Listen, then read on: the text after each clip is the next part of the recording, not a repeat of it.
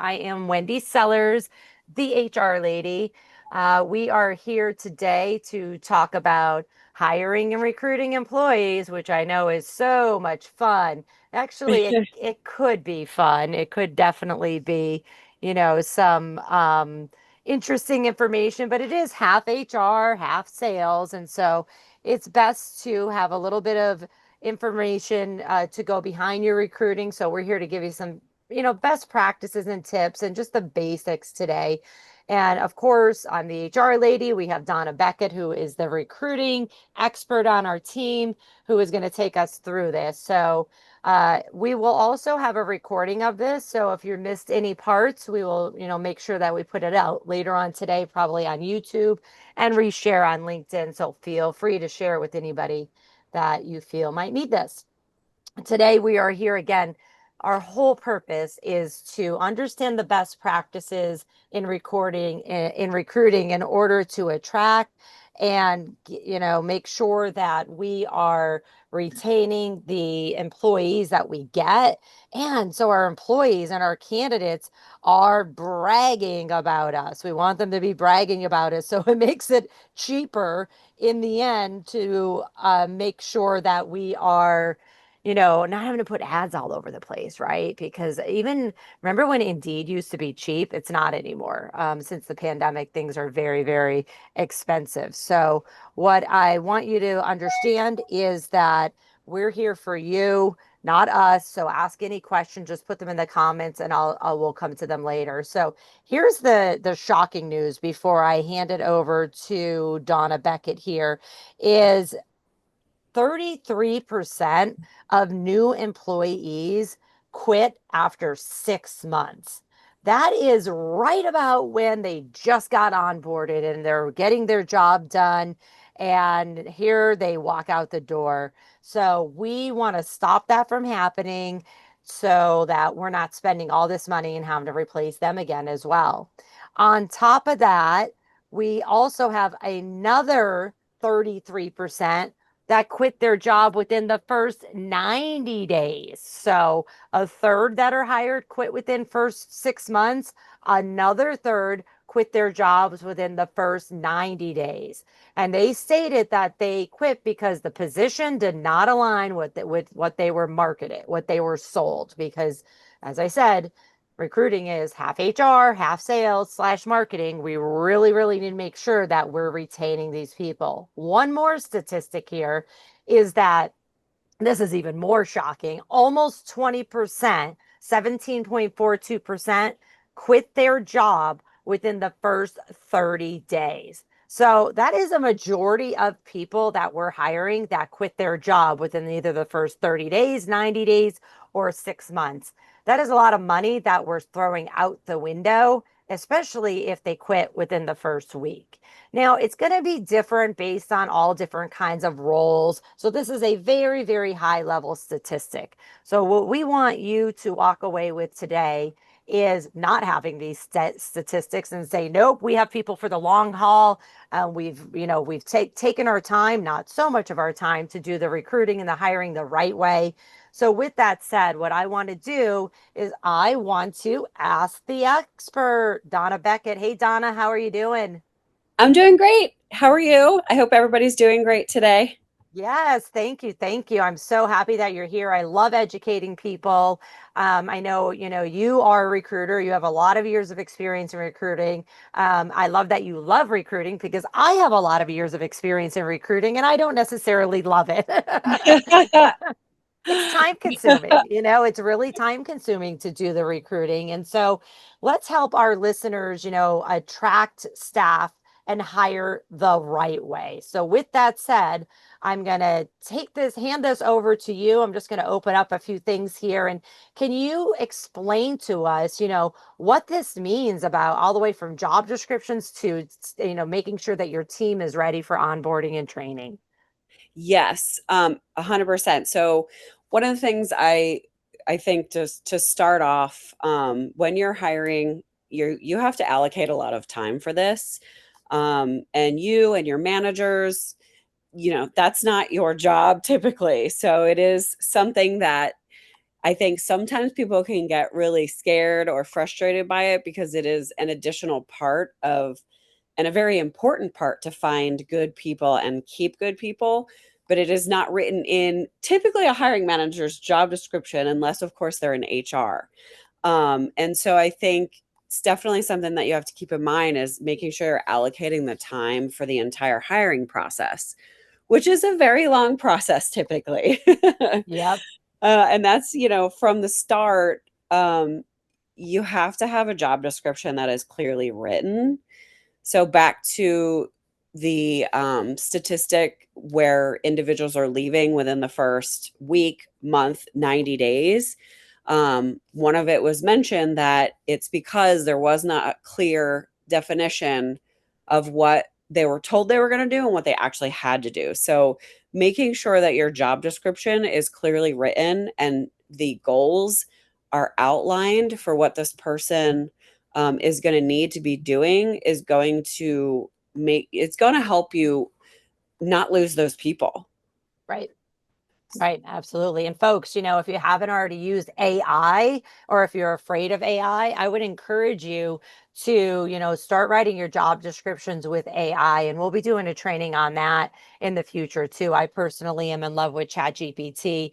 The biggest thing that I would say with your job descriptions is figure out a template that works for your company, and then make sure every single job description fits that template, which is usually, an overview of the job, who it reports to, the essential functions of the job. What's the purpose of the job? What are the essential functions? What are the non-essential functions for ADA purposes? The knowledge, skills, and abilities that are ready, that are needed. Any education or any like licenses or anything like that are needed. And then I always put in there, as the HR lady, I always put in the job description the company values as well, because company values are usually behavior related words. And so we want to make sure we're hiring for the right knowledge, skills, and abilities, but then also for the right behavior or culture that's going to fit in our company. And then we also use the job description down the road for creating reviews and feedback. And when my phone rings all day, every day, it's usually because somebody's acting a fool, not because they're not doing their job, right? So not like, oh, they're struggling with a performance issue. It's like, no, they're acting a fool. Well, in the job description, it says here that you have to act respectfully, which means you can't act like a fool. So little FYI there. Okay, what about this, compensation analysis? So another reason why people leave jobs is because they're not being paid enough. So you want to check your competition out. Look at what they're paying. Do a search on the job that you're trying to fill. Search salary.com. There's a lot of different resources out there, but it also take a look at what your competition is paying. Um, if you're paying less than them, then you really want to take a look at that. Is it in your budget to be able to pay people even a little bit higher? Because money talks. You also want to look at a total compensation package.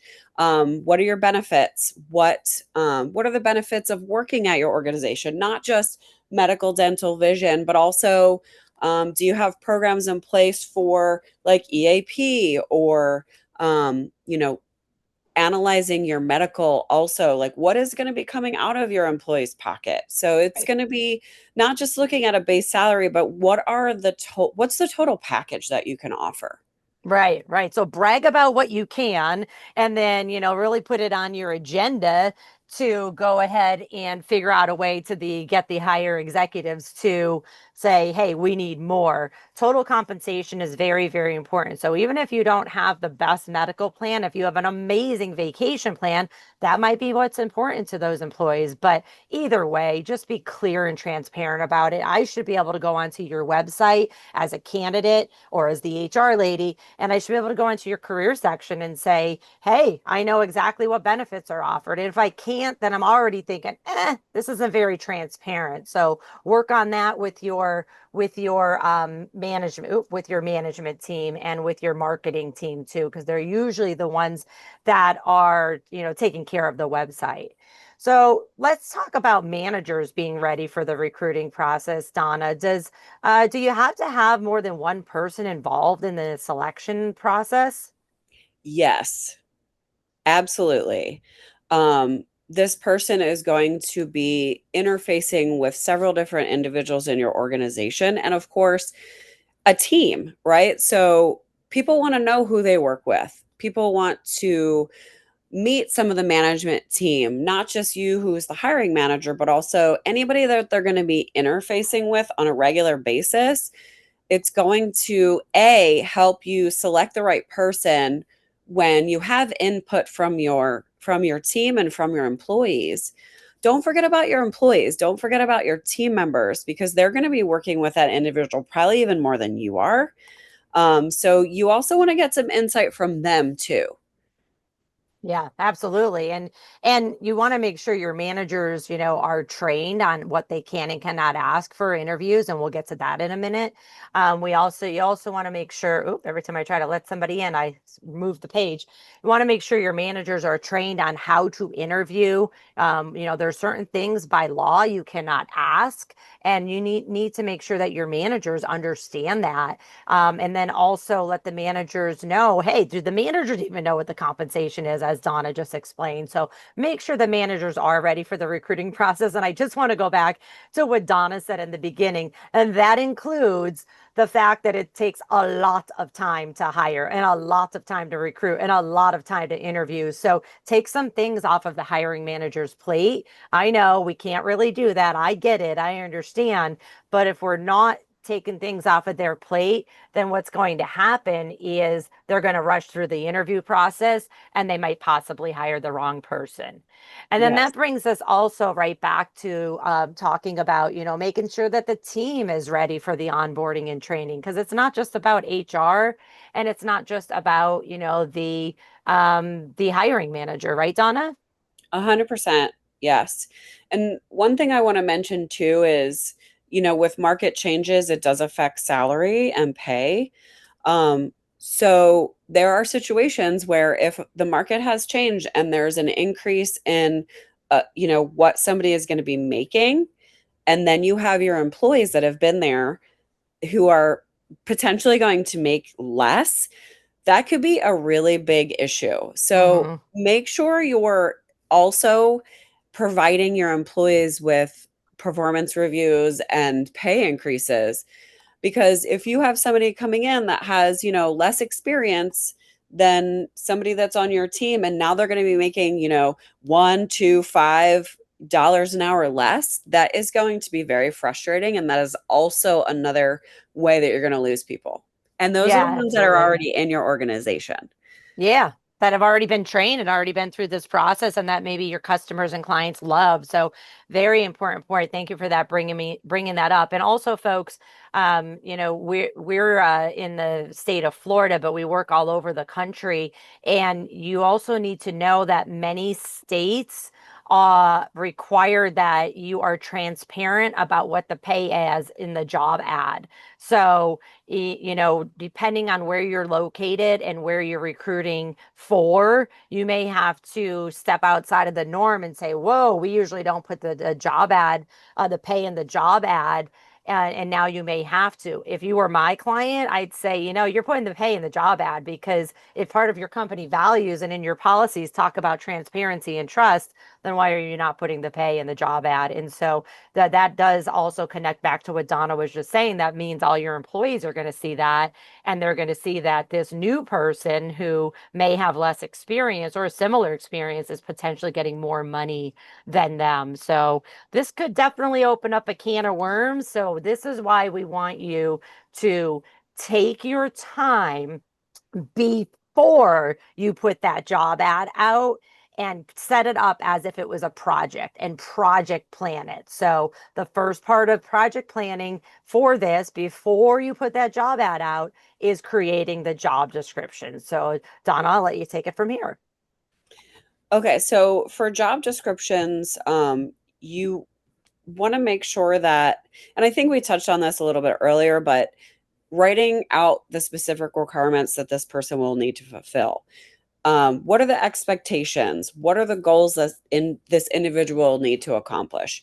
What is required for the position? So we're talking about, you know, technical skills. You want to mention, is there lifting involved? Is it going to be, are they going to have to sit, stand, like any of those, little things that should be, I would say, list that at the bottom, just to be very clear and concise about everything that this person should be expecting.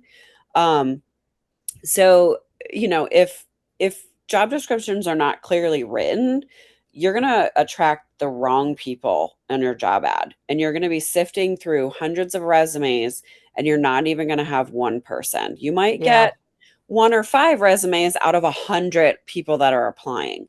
And going through resumes is very time consuming. So the better your job description, the more well written it is, you're going to greaten your chances 100% more finding the right people that you're trying to attract. Yeah, absolutely. And I have a few things to say about that too. So, first of all, I've listed some resources on the bottom here. These are just two examples of like a child care worker happen to be helping a client with that recently. So, Indeed actually has job descriptions pre-written. And so you can go to Indeed and, use their job descriptions to help, start a template for your job description and then finish it because you're not going to just copy and paste. There's also the Bureau of Labor Statistics. They have job descriptions as well. But then, there's also this wonderful thing, as I already mentioned, called AI, whether it's, there's a many different versions of AI, ChatGPT, Google, whatever it is. But if you have a template, you could say, here's my template, copy paste into the AI system. I need a job description for a childcare worker and put in some details and here's my template and it'll help you write it and then it'll be easier to just finalize that job description because if Donna was recruiting for you through us through the HR lady, that's the first thing we're going to ask for is we need a proper job description, and then from the job description we're going to create a job ad, then from the job ad and the job description we're going to create interview questions and a scorecard and so on and so forth. But the job description is like the holy grail of employment. Like that's it. That's the contract, so to speak, the agreement between the employer and the candidate, and then the employer and the new hire that says, we've hired you to do this job, whether you have a handbook or not, please have a handbook. So with that said, it has to be accurate. I've seen so many job descriptions that are just like, I'm looking at it and I'm going, I've been doing this for a very long time and I have no idea what this person is expected to do. And so if it is a position that is entry level, please use normal language that everybody will understand. If you're only using industry terminology and it's an entry level person, well, they've never been in that industry before. So make sure that you're using terminology that, everyday regular people will understand. So with that said, let's move on here. And I just want to also mention, like I said before, that job descriptions then will be created into the job ad. And the job ad is marketing. So if you're just copying and pasting the job description, boring, boring, boring. Make sure you start it out with, we're an amazing company. These are awards we have. Here's our locations and about this role. And then the job description and then ending it with, these are our amazing benefits. And you can find out more on our careers page or wherever it is. But do remember that the job ad is mostly the job description, but you do have to sales it up a little bit so people look at it and go, ooh, I want to work there. If you do have a careers page on your company website, make sure you have pictures of happy, smiling employees and, cool projects if you have cool projects, or just things that would be interesting to say, wow, that looks like a good place to work, in statistics and things like that. We were not going to talk about the rest of that too much today, but I'm just telling you as the HR lady, I then take the job description. I literally put it into an Excel sheet or a Google sheet if you're using Google. And then I use that as the scorecard for the interviews. And then I use it also as a scorecard for reviews and feedbacks forms so that we can then continue having conversations with employees throughout the year to say things are going good, thumbs up, or things are not going good, thumbs down. So the job description can be used for everything. One stat, Donna, that I found, as you can see here from Indeed, is that half of employers ask 5 to 10 questions during an in-person interview. So only 5 to 10 questions during an in-person interview. What are your thoughts on that? I don't know how you would get to know somebody in 5 questions. Right. Um, I really don't. You know, when I'm talking to candidates, my conversations, even just an initial screen over the phone or via Teams or Zoom, is going to be 30 minutes to 45 minutes to an hour, depending on the level and skill set of the individual. And Hmm. in that interview, I'm asking, way more than 5 questions. Right. You want to get to know this individual and connect with them. So, having just a general, tell me about yourself, you know, tell me about the jobs you did. Yes, all that's really important. But having, a individual set of questions geared to Right. that specific job is also going to be really important. So you're going to want to have your general questions, which could potentially be 5 to 10, but you're also going to want to have the questions that are related to the job too. Right. And you want to plan them out in advance so that you can QC them, make sure that if you don't have an HR person or a recruiter like Donna, that you need it run it by somebody to make sure there's no discriminatory questions, there's no illegal questions, there's no questions that are leading or that they're biased. And this is one other thing that I've discovered in my lifetime is that often when we put in a hiring manager in there who isn't used to hiring, or maybe they are, please don't do all the talking. Let the candidate do the talking. So if we're asking just yes, no questions, the candidate's probably going to tell you what you think they want, what they think you want to hear. And Yes, so we want to make sure I'm just going to put it bluntly. If you've met me, I'm very blunt and direct. We need to shut up and listen. We need to ask a question and then we need to shut up and listen and let the candidate answer. They might be nervous. It might take a little bit for them to, answer the question. If they don't answer the question fully, then continue the conversation and ask an additional question. So very important as well. Now, kind of moving on, Donna already talked about pay and looking at the competition, but and benefits as well. But I also want you to look at the competition to find out, are we losing staff to our competition and why? What if, is it not just pay? Is it benefits? Is it not benefits? What else could it be? It's probably going to be leadership, management, if it's not pay and benefits, right, Donna? correct. Yeah. And be careful when you're treading that questioning, right? You don't want to be like, oh, why did you leave your company? Oh, that's a horrible company, isn't it? We don't want to put the candidates on the spot, but we do want to try to find out, why did you leave your company, or why are you looking for a new role? Because we do want to find out what's going on. I don't ever want to accuse anybody of being a job hopper, because who the heck shouldn't go for a job that is better for them and their family? But you do want to inquire a little bit. So any advice on that, Donna, about how to inquire of why are you looking for a new job? I mean, when I'm interviewing somebody, I simply just ask, and making sure you're following the guidelines of how the verbiage that you need to ask. Um, it could be a situation of, hey, like, what did you like about the job that you did? Um, what has some people are moving, right? Some people need more money. There's so many different motivating factors. And as long as you're asking the questions in a legal way, don't be afraid to ask the question. It could be, very, very valid reasons. If somebody has had 3 jobs in the past 2 years, you also have to keep in mind that things have been kind of crazy with COVID, with even prior to that. Um, Things have changed a lot. So it might not necessarily be that person's, Fault. fault Yep. or, you know, Yeah, so we I just think gotta, I think we just need to give them some grace, ask the questions, take note, and then verify later, especially when you're doing references as well. So we can talk about that too. So let me just go ahead and open all these up. And if you can go ahead and, continue this conversation about the fact that recruiting and hiring is expensive. And that's why we're here today. Yes. So I think we talked a lot about some of these things already, but another thing I want to mention during the screening process too is how are you going to rate your candidates? So I think, your management team, the people that are going to be involved in the interview process need to come up with a plan. But I think, Wendy, you have some tools for that as well, suggestions on, what to use.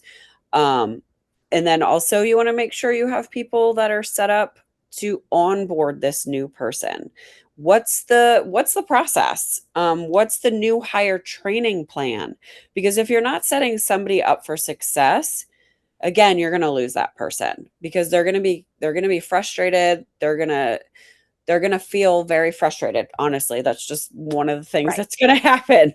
Yeah. And so that's why I said before, like, we got to treat this like a project, right? Because it is, and it's a very expensive project, and it could change our entire company if we hire the right person, or unfortunately, if we hire the wrong person. So think of it, if we were doing it, launching a project, we would have project planning meetings, we'd have a plan, we'd have deadlines, we'd have people assigned to certain tasks and responsibilities. So it's all about getting recruiting set up before you put the job ad all the way to, I would say, 90 days of employment. For some of you, it might be 60 days if it only takes that long to get somebody on board and properly trained. For some roles, it could take a year to onboard somebody because it's such a scientific role or something that it takes that long for them to, fly on their own like a free child. So definitely super important. And I also know that, if you don't know what questions to ask, you need to stick to the job description and the company culture, as I've already mentioned, but use AI to help you create questions that are legit. Donna mentioned that I have some resources too. So I'll give you a link as well at the end of our presentations where you can go get a bunch of free resources, a recruiting prep guide that I put together. Also, some interview questions of what not to ask because they are illegal and better ways to ask them, including not at all. And there's a recruiting checklist there too. So I'll tell you where to get that in a minute. What about, screening? Donna, talk to us about using technology. I know we're almost out of time, but hang in there, folks. We're almost to the end here. Yeah, so there's nothing wrong with doing a phone screen. If that's works best for you so you can take notes when you're talking to somebody, don't be afraid to do that. Conference calls obviously are the thing that usually happens these days on Microsoft Teams or Zoom or whatever program you use. I know you said AI, obviously that's a huge tool right now. And then of course everybody has email and keeping track of individuals that way, but you also want to have a system in place to track these individuals, to track the candidates that you're talking to. So there are a lot of resources like applicant tracking systems. Some of them can be very expensive, but they Yeah. also can be very helpful because you can literally track every conversation that you've had. Their resumes go directly into, link to the job. So there's a lot of resources out there too. But if you don't have the budget to get something that's a little bit more robust, at the very least, you can go to Indeed or LinkedIn or, there's a lot of different tools out there. So I Yeah. definitely recommend, using something that's easy, but also is going to make sure you have all the information you need. Right. So using a tool to interact with the candidates, like Indeed or LinkedIn, which are probably the two most popular, but then also using like Google Sheets or Excel to track the information as well so that everybody on your team knows where it is. Just remember, even though we have these cool technology, human interaction is required because we are hiring humans. And again, prep out your interview questions in advance. There's going to be things that naturally come up as well, but you want to, at a minimum, make sure that you are covering the basic interview questions. Um, don't have any sugarcoating, oh, we're an amazing company. And it turns out you're not. I mean, I'm not going to tell anybody you're not an amazing company, but they may say, I heard this on the news. What's going on? So be ready if there was something that happened in your company was in the news, be ready on the news, be ready to talk about it. Make sure that you're explaining to people why you would want people would want to work here. Provide a very realistic job preview, even in a job that's not exactly an exciting job or is difficult. Ask the same questions for of every candidate so you're being consistent and so that you're not ever going to get accused of bias or discrimination. And when possible, give a tour of the environment. Donna already mentioned this before. It's important to, get to know people and know where who you're going to be working with. That may not be till the third interview or the final interview. And then, you know, this is a tough one, but highlight areas or concerns that made other people leave. Be honest. With the internet, they're gonna find out anyways. They're going to Very find true. out. Yeah, they're gonna find out. So if it's a difficult position, let them know. The bottom line is, if you don't, you got to get it right, or you're going to deal with the consequences of lost time, lost money, online backlash. Interview questions really should be created in advance and be pre-vetted for consistency and then analyze. And just know that, you know, a human's doing this. One human's talking to another. So don't talk like a robot, but do know like, hey, I have a series of 15 questions I need to ask. Let's get through this and then we could have other questions. And finally, the last item, Donna, you want to talk about that, about not ghosting a candidate? Yes. Impressions are everything. Even if you're not going to hire somebody, let them know that you're moving on with other candidates. If you have, 10 people that you want to interview for this job and five of them interviewed, a month ago and nobody has touched base with them, they're no longer going to be interested. Hmm. So make sure you write your dates down. I talked to this person on such and such date. Give it a few days. If you are still going through the selection process, say, hey, we're still going through this process. Send them an email, and if you like texting, and if you don't want to give them your personal number, that's fine.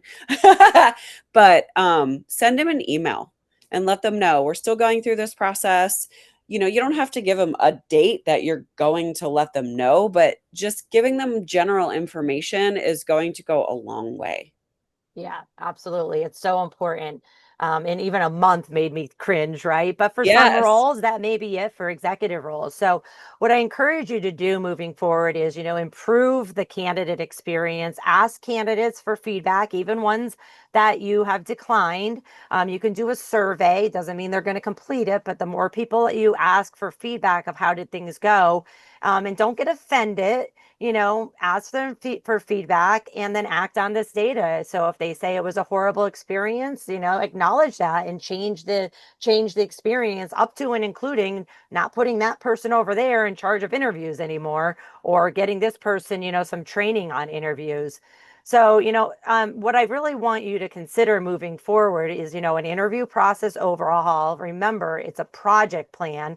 Supervisor training, which I can help with that. I've just launched a learning management system and there's a lot of information in there. AI training. And in my learning management system, I have a class on how to use ChatGPT. And then, as Donna mentioned, really looking into maybe a compensation and benefits study. And then ask your current employees, how are things going? So same thing, don't get offended. You've asked them a question, act and listen. And so I can help you with that too.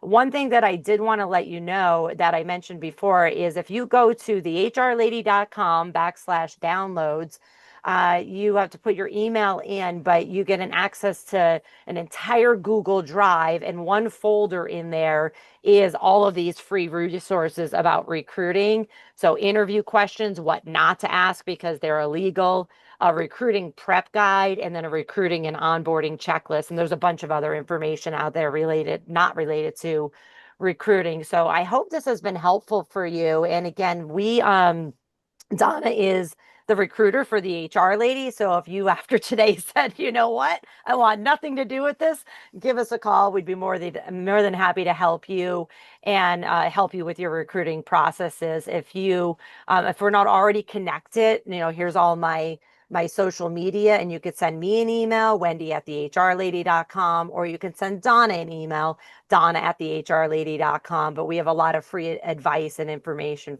for you. with that said, thank you, Donna, so much for this awesome information. I appreciate your time. Thank you as well. I hope everybody got a lot out of this. And yeah, have a wonderful rest of your day as well. All right. Take care, everybody. Stay safe. If you have any questions, just shoot me an email.